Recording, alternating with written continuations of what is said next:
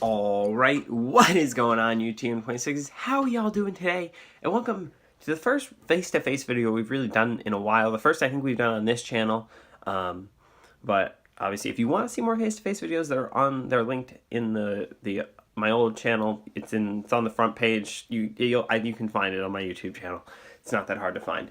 But either way, so I was sort of thinking after I recorded yesterday's video about like what I wanted to see from the Switch presentation, like basically, surrounding Splatoon. And I was sort of thinking, I talked a lot about what I wanted to make the game more competitive and how I think what things they could do to sort of build up the competitive scene and really make it to the size I think they're, or at least from what they've shown so far, what they're looking to make it.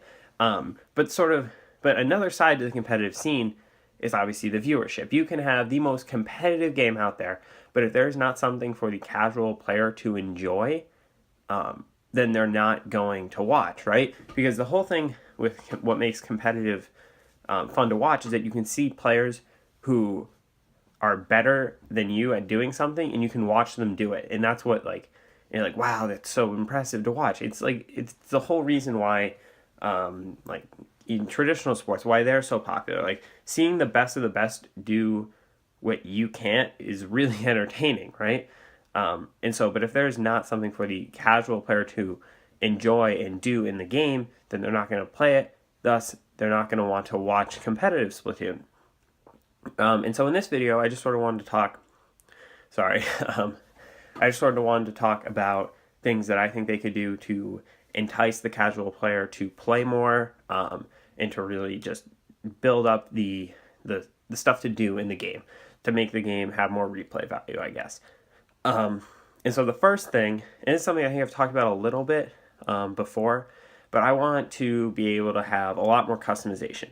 And I'm talking like being able to customize your weapon so you can not necessarily the kit or the build of it, so you like not the special and the sub necessarily, but definitely custom colors. I would love to be able to put like Quake in like some sort of text on the side of it. That'd be awesome. And that way you could have competitive players doing like with their team colors and their team names. It would just be, I think it would just make the game, like it would just give you that personal attachment to whatever weapon you're using.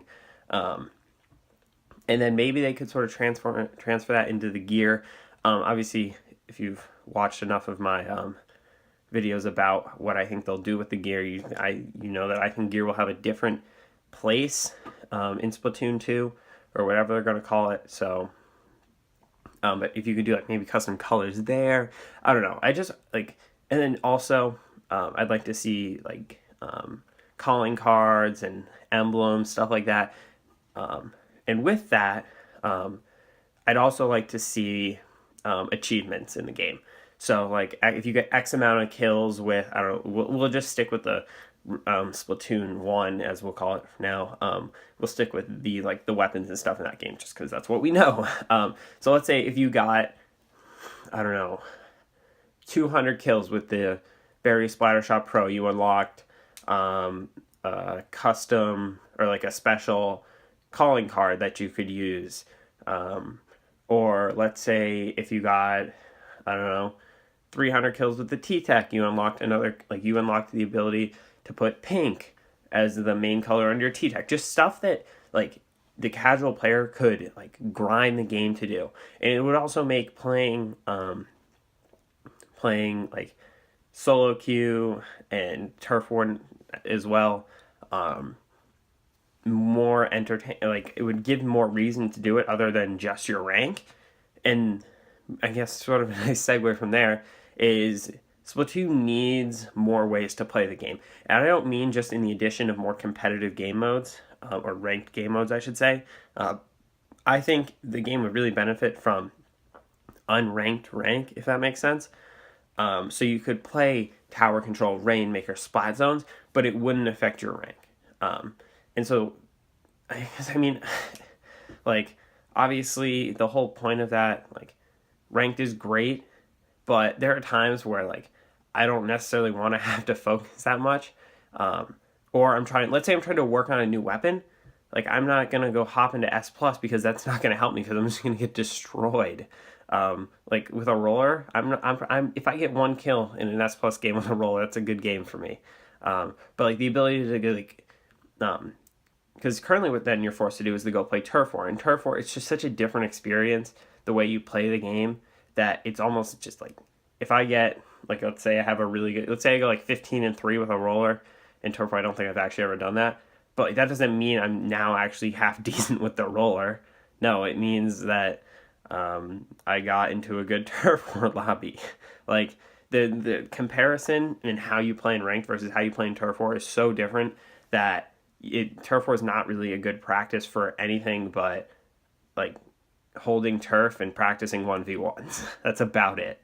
Um, and so I feel that's probably about it in terms of obviously I do think they need more game modes, and I would like to see the way they change. I would like to see the way that you play the game modes change. I don't think 4-hour rotations can really be a thing again. They're just I don't know, like it just kills so much. I want to say practice time, and that's not exactly what I necessarily mean. But I mean like if you like, let's say it's like I don't know. Let's say it's just two modes that you either let's say you're really good at them, right? It's like for me that'd probably be Rainmaker on I don't know, Rainmaker on like Walleye, Mahi, something like that. Let's say Walleye and Mahi. As much like fun as I enjoy doing that, it's not really making me that much better of a player, because I'm basically just running like I just do the exact same thing every time, and like I'm already pretty good at it. Like that's not necessarily something that I need to practice. Whereas I would much rather play tower control on what's the map? Moray, because I am awful on that map and just Moray in general. Like I would love to be able to play Moray more than getting lucky with it once every I don't know 3 days. So I just think it has to change, and I think if they could then just like I don't know, just switch it up so that we're not stuck playing the same thing over and over again. I've realized I've sort of lost my train of thought, so I think we'll just stop here for today. Obviously, the presentation is tomorrow.